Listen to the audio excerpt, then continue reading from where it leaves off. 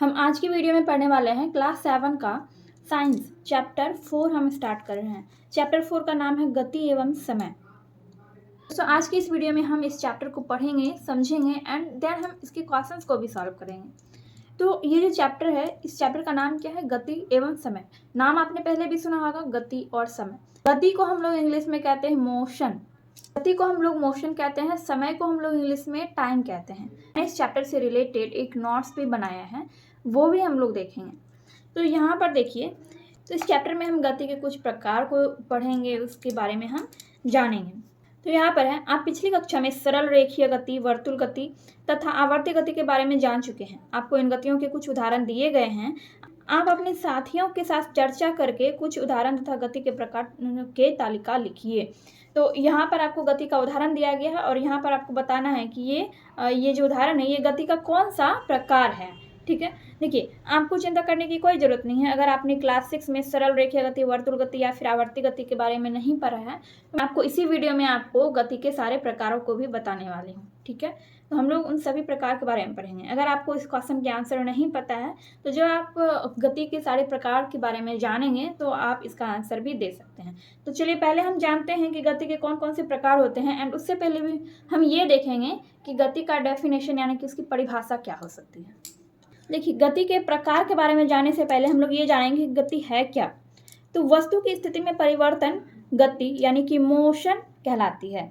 ठीक है, वस्तु की स्थिति में परिवर्तन गति यानी कि मोशन कहलाती है। कोई भी चीज रखी हुई, जैसे कि ये पेन यहाँ पर रखा हुआ है, ठीक है, इस पेन की स्थिति में, इसकी स्थिति में कोई परिवर्तन हो रहा है? अपने आप इसकी स्थिति में कोई परिवर्तन नहीं हो रहा है, ये भी क्या है? स्थिर है। ठीक है, तो आप क्या बोल सकते हैं कि ये गति में नहीं है। कोई भी वस्तु, कोई भी सामान है, वो एक जगह पे रखा हुआ है, तो वो क्या है? स्थिर है, यानी कि उसमें गति नहीं है। अब यदि कोई वस्तु अपनी स्थिति अपने चारों ओर की वस्तुओं की अपेक्षा बदलती रहती है, तो वस्तु की इस स्थिति को गति कहते हैं। उदाहरण में मैंने लिखा, सड़क पर चलती हुई गाड़ी, साइकिल, मैदान में मनुष्य का दौड़ना इत्यादि। तो ऐसे ही गति के बहुत सारे उदाहरण हैं। अब गति के प्रकार को हम देखेंगे। देखिए, गति के प्रकार, पहला है सरल रेखीय गति, दूसरा है वृत्तीय गति और इसी को हम वर्तुल गति भी कहते हैं। तीसरा है घूर्णन गति, चौथा है आवर्ती गति एंड पांचवा है दोलन गति। और इन पांचों का मैंने इंग्लिश मीनिंग भी लिख लिया है। ठीक है, सरल रेखीय गति को इंग्लिश में कहते हैं स्ट्रेट लाइन मोशन, वृत्तीय या वर्तुल गति को हम कहते हैं सर्कुलर मोशन, घूर्णन गति को कहते हैं रोटेशनल मोशन, आवर्ती गति को कहते हैं पेरियोडिक मोशन, दोलन गति को कहते हैं सिलेटरी मोशन। ठीक है, सबका इंग्लिश मैंने यहाँ पर लिख लिया है। अगर आप इसका स्क्रीनशॉट लेना चाहते हैं तो ले सकते हैं, या फिर वीडियो को रोक कर आप इसको अपनी कॉपी में नोट भी कर सकते हैं। चलिए आगे बढ़ते हैं। हमने गति की परिभाषा को पढ़ा एंड हमने गति के प्रकार को भी देखा। अब हम गति के प्रकार का परिभाषा और उसका उदाहरण देखेंगे। पहला है सरल रेखीय गति यानी कि स्ट्रेट लाइन मोशन। अब ये क्या होता है? जब कोई वस्तु सरल रेखा में गति करता है तो उसकी गति को सरल रेखीय गति कहते हैं। ठीक है, जैसे कि सीधी सड़क पर चलती हुई कार। आपका जो ये चैप्टर है, इस चैप्टर में ये जो तालिका यहाँ पर दिया गया है, इस तालिका में भी उदाहरण है। देखिए, सीधी सड़क पर चलती हुई बस या कार, कुछ भी हो, तो वो क्या है? वो सरल रेखीय गति का उदाहरण है। ठीक है, वैसे आपको बताना है कि झूले की गति, लोलक की गति, मिट्टी के बर्तन बनाने वाले चाक की गति, ये सब कौन सी गति के उदाहरण हैं। पहले हम आगे के प्रकार के बारे में पढ़ते हैं। दूसरा टाइप है वृत्तीय गति, जिसको हम इंग्लिश में सर्कुलर मोशन कहते हैं। जब कोई वस्तु वृत्ताकार मार्ग पर चलती है तो उस गति को वृत्तीय गति कहते हैं। ठीक है, देखिए कोई भी चीज़ है तो वो कहाँ चल रही है? एक वृत्ताकार मार्ग पर। वृत्त आप जानते ही हैं, सर्कल जिसको कहते हैं। वृत्त क्या होता है? गोल होता है। ठीक है, तो कोई भी वस्तु है जो कि वृत्ताकार मार्ग पर चल रही है, तो ऐसी गति को हम क्या कहेंगे? ऐसी गति को हम वृत्तीय गति या फिर वर्तुल गति कहेंगे। इसका उदाहरण क्या है? सूर्य के चारों ओर पृथ्वी की गति, कोल्हू चलाते हुए बैल की गति, पृथ्वी के चारों ओर चंद्रमा की गति आदि। ठीक है, आई होप आपको ये दोनों टाइप समझ में आ गया होगा। नेक्स्ट यहाँ पर है घूर्णन गति। देखिए यहाँ पर आप लोगों को कंफ्यूज नहीं होना है। वृत्तीय गति और घूर्णन गति में बहुत सारे लोग कंफ्यूज हो जाते हैं कि ये शायद एक ही होता है। वृत्तीय गति क्या होता है? अगर कोई वस्तु वृत्ताकार मार्ग पर चल रहा है तो ऐसे गति को हम वृत्तीय गति कहते हैं। लेकिन घूर्णन गति क्या होता है? जब कोई वस्तु अपने अक्ष के चारों ओर घूमती है तो उसकी गति घूर्णन गति कहलाती है। देखिए जब कोई वस्तु वृत्ताकार मार्ग पर चलती है तो उसको क्या कहते हैं? वृत्तीय गति कहते हैं। अगर कोई वस्तु एक ही जगह पर घूम रही है, अपने ही अक्ष पर घूम रही है, तो वैसी गति को हम घूर्णन गति कहते हैं। ठीक है, तो इसका उदाहरण है लट्टू की गति। लट्टू क्या होता है? लट्टू एक ही जगह पर घूमते रहता है, एक ही जगह पर वो घूमेगा। वो वृत्ताकार पथ पर नहीं घूमता है, बल्कि वो एक ही जगह पर चारों तरफ घूमते रहता है। ठीक है, उदाहरण है पंखे की गति। पंखा तो आपने देखा ही होगा, सीलिंग फैन जिसको कहते हैं, छत वाला पंखा। वो पंखा क्या होता है कि वो एक ही जगह पर घूमते रहता है, वो वृत्ताकार पथ पर नहीं घूमता है, वो एक ही जगह पर घूमते रहता है, इसलिए उसमें कौन सी गति होती है? उसमें घूर्णन गति होती है। चक्की के पाटों की गति। चक्की के पाटों को आपने देखा होगा, जिसको गांव घरों में जाता भी कहा जाता है, जिसमें गेहूं वगैरह पीसते हैं, वो भी अपने ही अक्ष पर घूमते रहता है। तो उसको हम क्या कहते हैं? उसमें मतलब कौन सी गति होती है? उसमें घूर्णन गति होती है। ठीक है, आई होप आपको वृत्तीय गति और घूर्णन गति में डिफरेंस समझ में आ गया होगा। नेक्स्ट है आवर्ती गति। आवर्ती गति को हम इंग्लिश में क्या कहते हैं? आवर्ती गति को कहते हैं पीरियोडिक मोशन, एंड घूर्णन गति को क्या कहते हैं? Rotational motion. आवर्ती गति यानी कि पीरियोडिक मोशन। जब कोई वस्तु नियत समय अंतराल के बाद अपनी गति की पुनरावृत्ति का अर्थ है दोहराना, पुनरावृत्ति करता है, तो उसमें होने वाली गति को आवर्ती गति कहते हैं। ठीक है, फिर से देखिए, जब कोई वस्तु नियत समय अंतराल के बाद अपनी गति की पुनरावृत्ति करता है तो उसमें होने वाली गति को आवर्ती गति कहते हैं। जैसे कि झूले की गति और घड़ी की सुई की गति। झूले की गति आपने देखा होगा, जब बच्चा झूला झूलता है तो झूला क्या होता है? एक बार ऐसे पीछे जाएगा, फिर ऐसे होगा, यानी कि पीछे और आगे, पीछे आगे ऐसे होते रहता है। और पीछे आगे जब झूला होता है तो वो एक निश्चित समय अंतराल पर होता है। ठीक है, तो इसलिए झूले की गति क्या है? आवर्ती गति है। घड़ी की सुई भी आपने देखी होगी।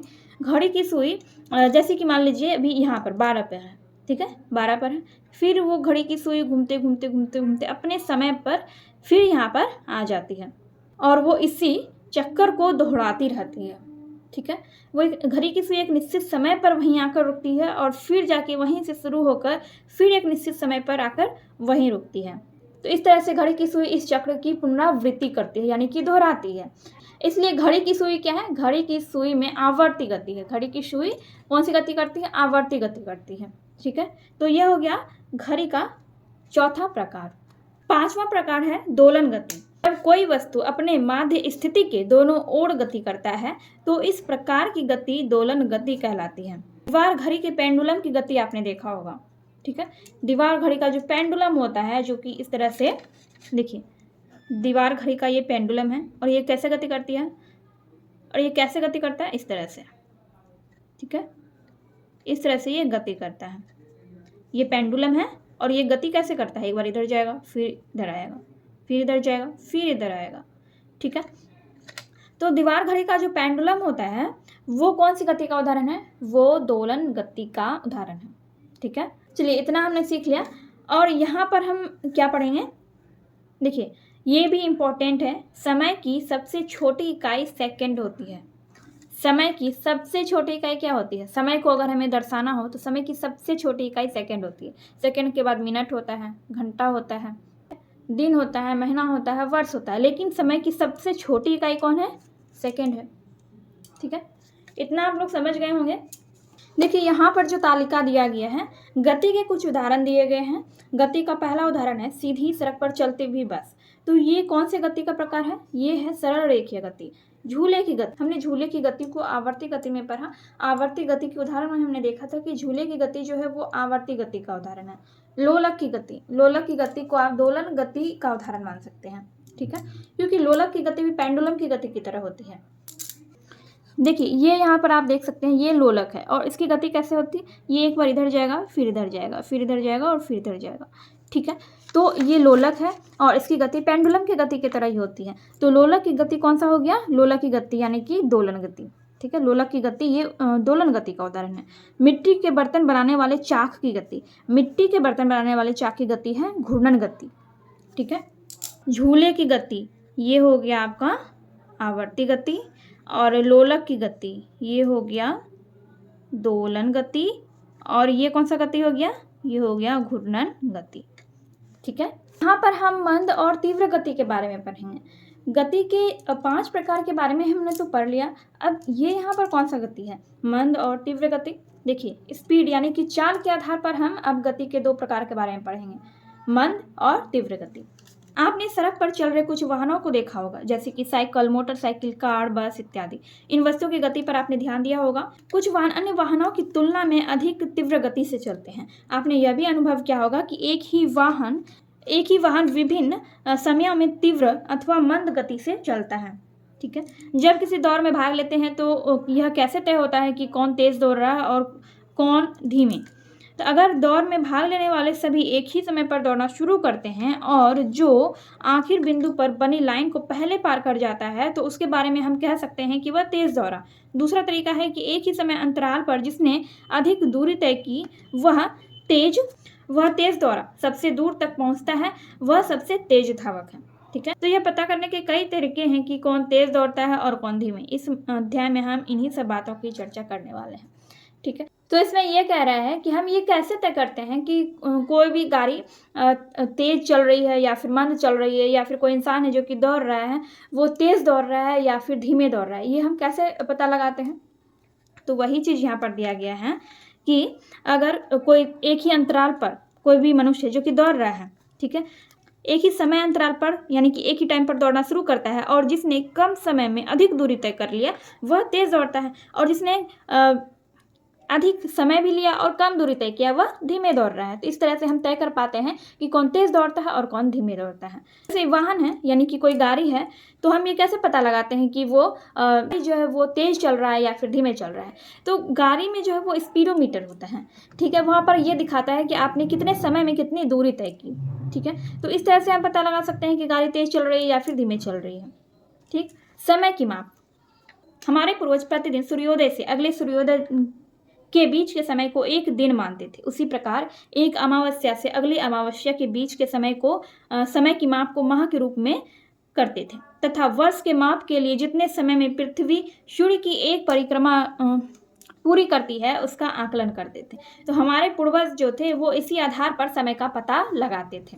ठीक है, देखिए, इस प्रकार दिन, माह एवं वर्ष का माप तो किया गया, परंतु हमें एक दिन से काफ़ी छोटे समय अंतरालों के मापने की आवश्यकता पड़ती है। घड़ी के कार्यविधि को समझने के लिए घड़ी का अवलोकन कीजिए। घड़ी में 3 सुइयां होती है। एक सुई मोटी तथा छोटी होती है जो घंटा बताती है, दूसरी थोड़ी लंबी पतली होती है जो मिनट बताती है, तीसरी सबसे लंबी एवं पतली सुई होती है जो तेजी से घूमती नजर आएगी, यह सुई सेकंड बताती है, और ये सुइयां एक निश्चित अंतराल पर अपने पथ को पूरा करती है।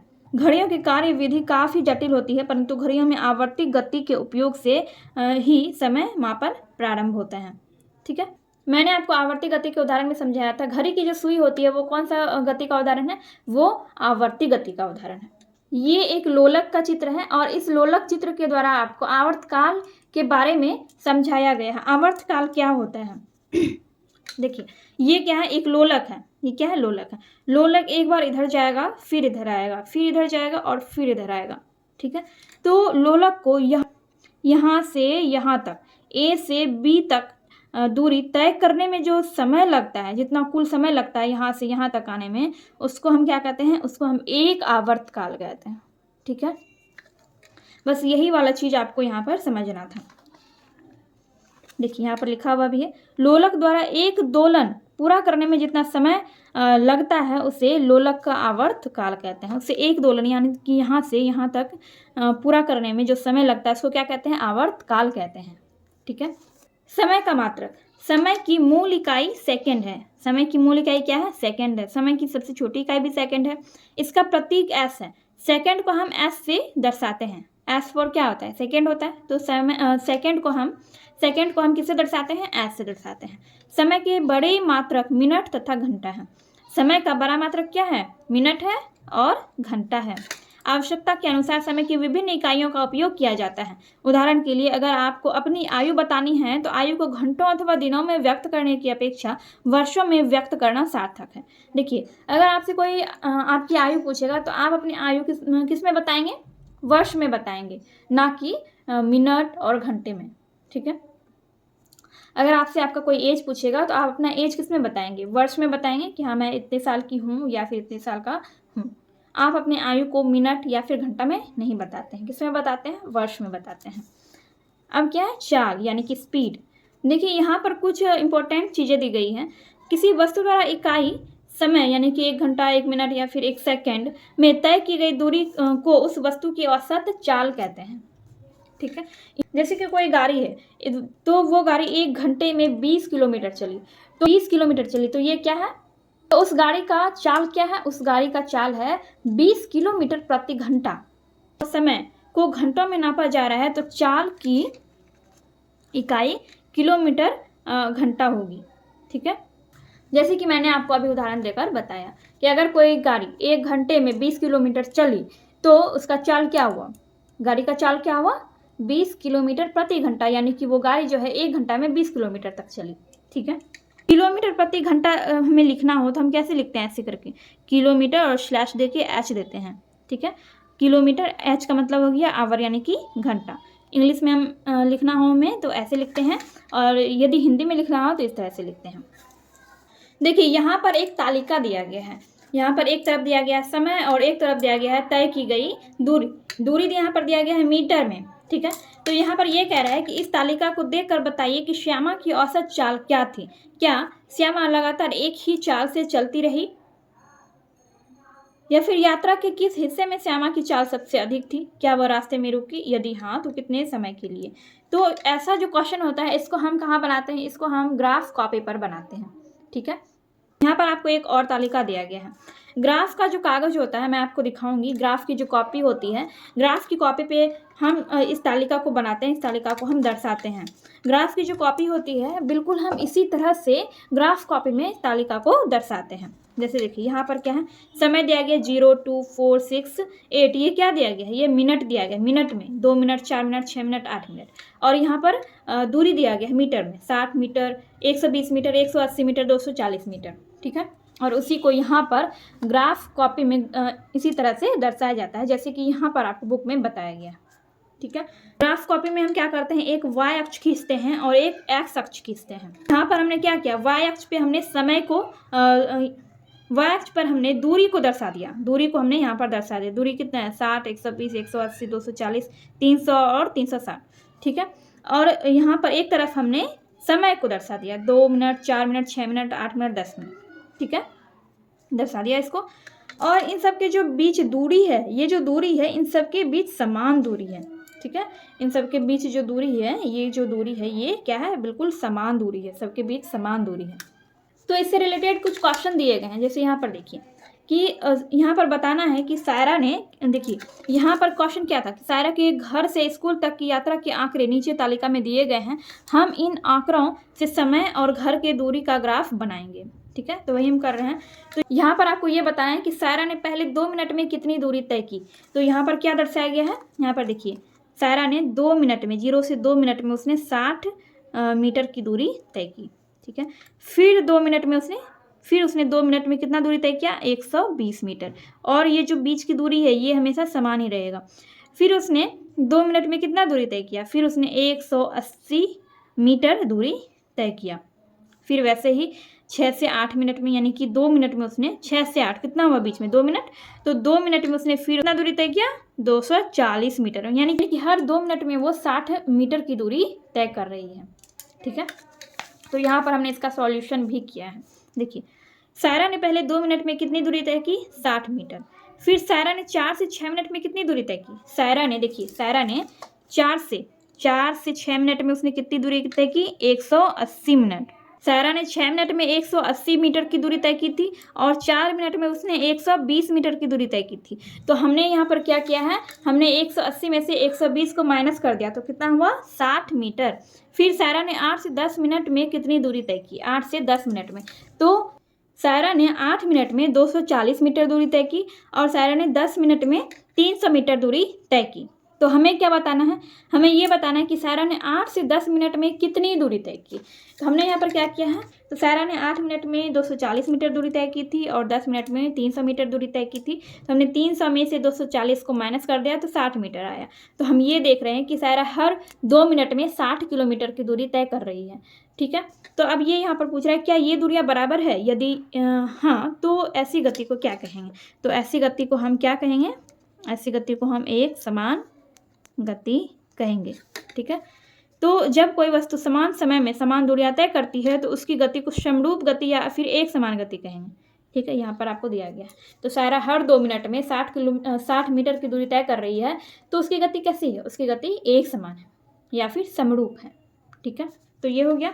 तो यहाँ पर आपका ये चैप्टर भी कंप्लीट हो गया है और यहाँ पर कुछ शब्द दिए गए हैं, कुछ शब्दार्थ यहाँ पर आपको दिए गए हैं और यहाँ पर ये दिया गया है कि आपने इस चैप्टर से क्या क्या अभी तक सीखा है। ठीक है, अब देखिए, अब इस चैप्टर से रिलेटेड कुछ क्वेश्चंस भी दिए गए हैं आपको। तो चलिए हम एक एक करके सारा क्वेश्चन सॉल्व करते हैं। पहला क्वेश्चन है, निम्नलिखित में कौन सा सरल और रेखीय गति का उदाहरण है। ऑप्शन क्या क्या है, झूले में बच्चे की गति, विद्युत पंखे की गति, सीधे पुल पर रेलगाड़ी की गति, विद्युत घंटे के हथौड़े की गति।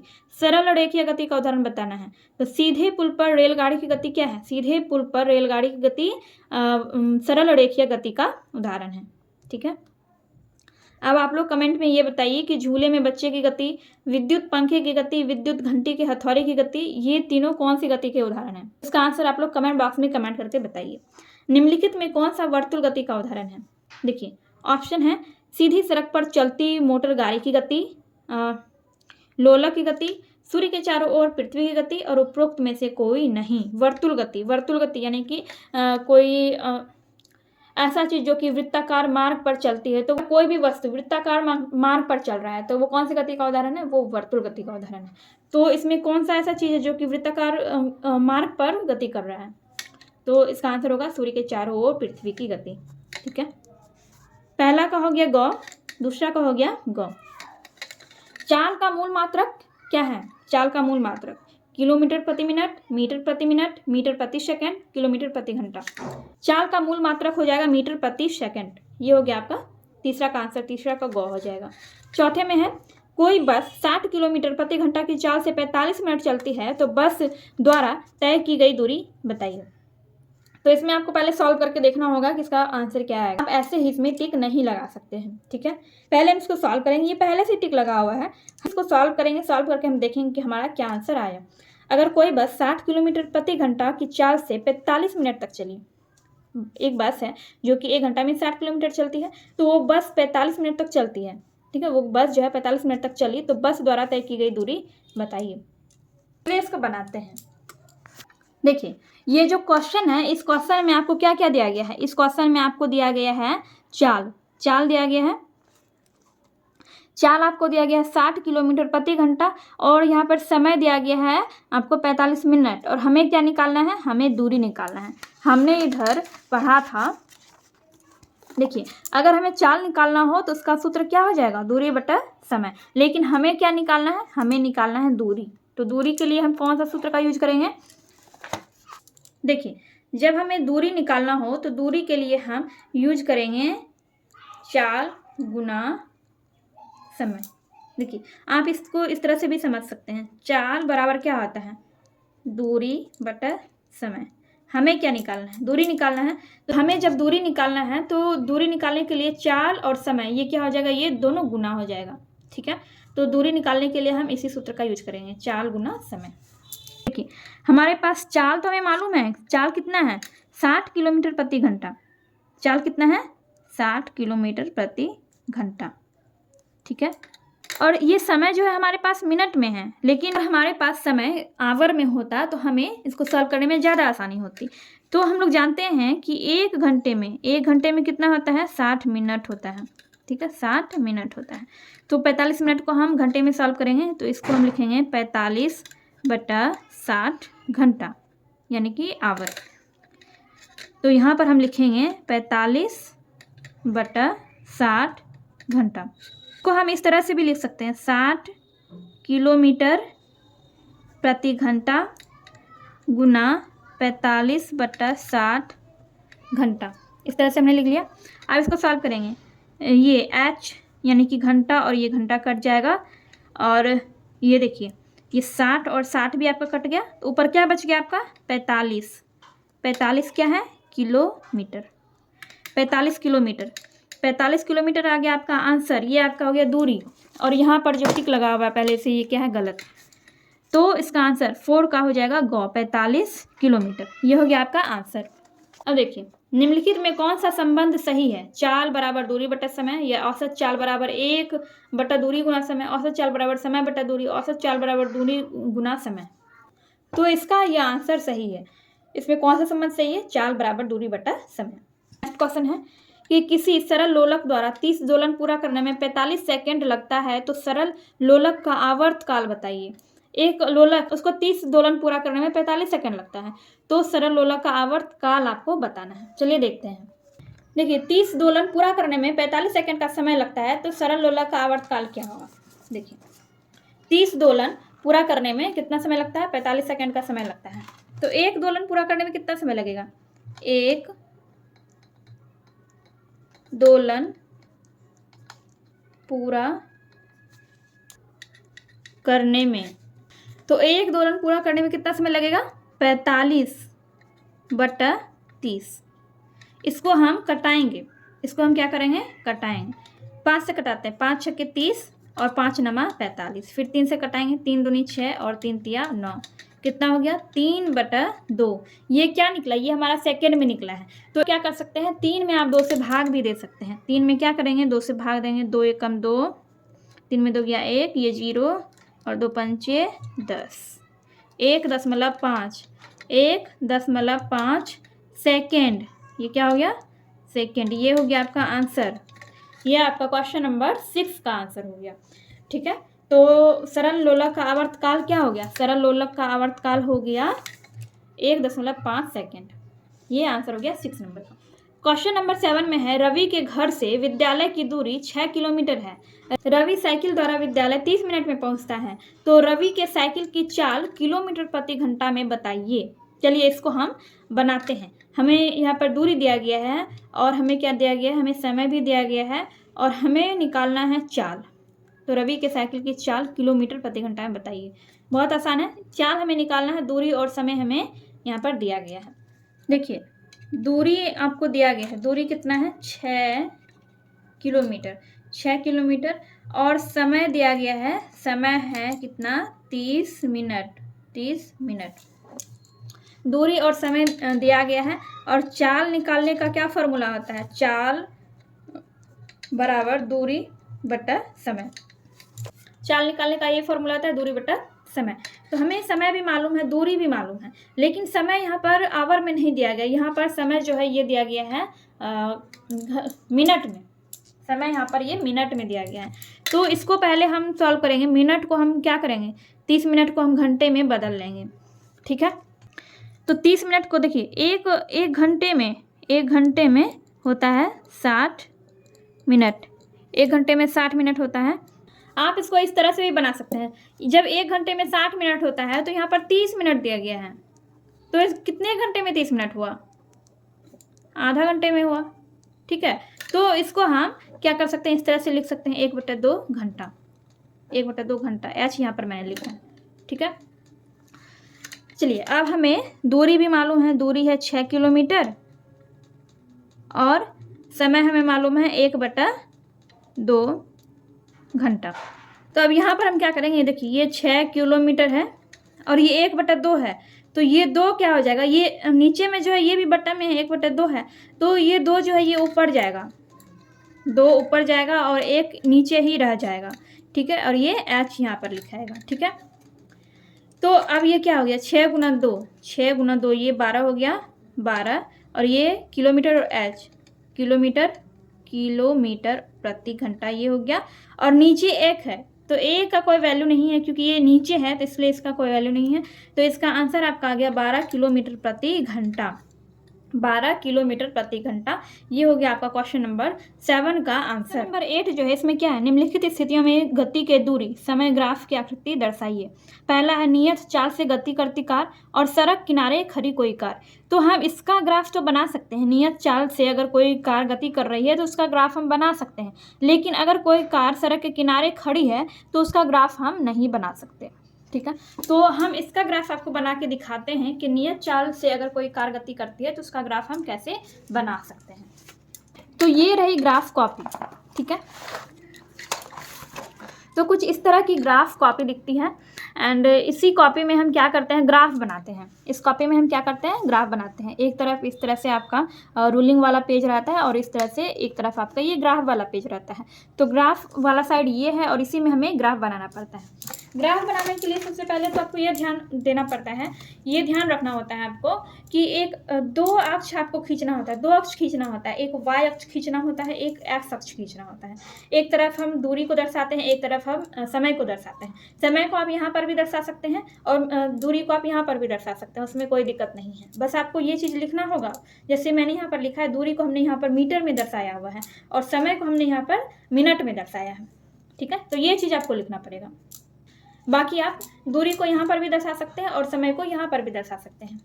ठीक है, तो हमने यहाँ पर दूरी को वाई अक्ष पर दर्शाया है और समय को हमने एक्स अक्ष पर दर्शाया है। ठीक है, तो ये ग्राफ मैंने अपने मन से बनाए हैं आप लोगों को समझाने के लिए कि अगर कोई कार नियत चाल से गति कर रही है तो उसका ग्राफ किस तरह से बनेगा। तो मान लीजिए कि कोई कार 1 मिनट में 10 मीटर की दूरी तय करती है, तो फिर वो कार 1 मिनट में यानी कि वो 20 मिनट की दूरी तय करेगी। ठीक है, 1 मिनट में वो कार 10 मीटर की दूरी तय कर रही है, तो 2 मिनट में 20 मीटर और 3 मिनट में वो कार 30 मीटर दूरी तय कर रही है और 4 मिनट में 40 मीटर, वैसे ही 5 मिनट में 50 मीटर। तो ये कार क्या है, ये नियत चाल से गति कर रही है, तो हम इसका ग्राफ इस तरह से बना सकते हैं। अगर कोई कार गति ही नहीं कर रही है, कोई कार खड़ी है, एक जगह पर खड़ी है, तो उसका ग्राफ हम कैसे बनाएंगे, बन ही नहीं सकता है, क्योंकि ना तो वो कार दूरी तय कर रही होती है और ना ही वो समय बताएगा। जब दूरी ही तय नहीं करेगी तो कार कितने समय में कितना दूरी तय करेगी, इसका ग्राफ हम नहीं बना सकते। अगर कोई कार सड़क पर खड़ी है तो उसका ग्राफ हम नहीं बना सकते। क्वेश्चन नंबर 8 को मैंने आपको बता दिया है, नियत चाल से गति करती कार का ग्राफ हम इस तरह से बनाएंगे और सड़क किनारे अगर कोई कार खड़ी है तो उसका ग्राफ हम नहीं बना सकते।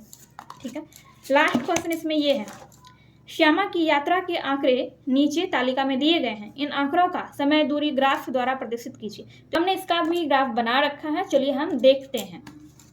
तो ये ग्राफ मैंने यहाँ पर बनाया है, शायद आपको सारा चीज़ साफ साफ नहीं दिख रहा होगा। ये देखिए, यहाँ पर मैंने लिखा है 80, यहाँ पर लिखा है 100, ये 60 है, ये है 40 और ये है 20। ठीक है, 20, 40, 80, 20, 40, 60, 80 और 100।